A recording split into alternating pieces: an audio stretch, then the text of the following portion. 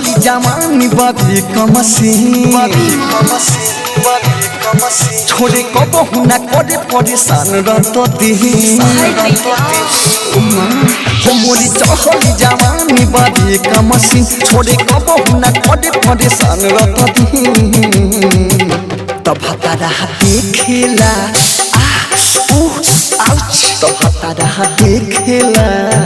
लहंगा में लगा के तू रबिन तब तारा देखेला लहंगा में लगा के तू रबिन हुई मां लगा के तू राकेश कोडिले माना तो मारिला ताना हमरा ऊपर भौंके कहला देखे तो भीतर के भीतर हमरा नहीं लौके हमरा नहीं हाय हाय हाय हाय कोडिले माना तो मारिला ताना हमरा ऊपर भौंके कहला देखे तो भीतर के भीतर हमरा नहीं लौके चोली खोल के पूरा देखला मसीन कहे मन नहीं मानता रानी तोरा सुना रे चोली खोल के पूरा देखला मसीन कहे मन नहीं मानता रानी तोरा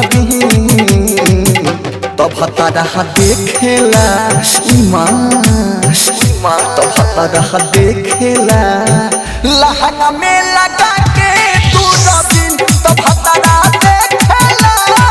लहंगा में लगा के तू रबिन हुई मां लगा के तू रबिन राकेश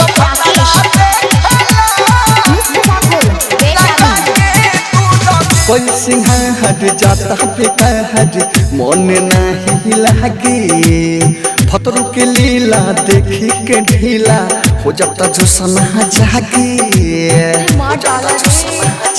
रे दादा कोई सिंह हट जाता बेकहर मन नहीं लगे फतरू के लीला देखी के ढीला जो से नहीं जागे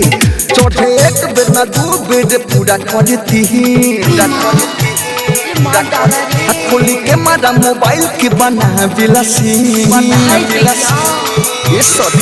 चढ़े एक बेर ना दू बेर पूरा करती खोली के मारा मोबाइल के बना बिलासी तब तारा देखेला हाय दैया तब तारा देखेला लहंगा में लगा के तू रबिन तब तारा देखेला लहंगा में लगा के तू रबिन हुई मां लहंगा में लगा के लहंगा में लगा के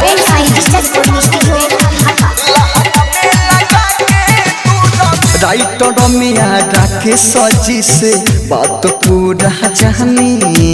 विकास भोजपुरिया देखावेला छुरिया कहलो पड़े ना मानी रे दादा राइटर रमिया राके सजी से बात पूरा जानी विकास भोजपुरिया देखावेला छुरिया कहलो पड़े ना मानी घर पाजा में मना माऊ करेला मालिन हल्ला के रतिया में ओकरा के धलेला जी घर पाजा में मना माऊ करेला मालिन लागे रतिया में ओकरा के धलेला जी तब तारा देखेला तब तारा देखेला अल्लाह ना मेला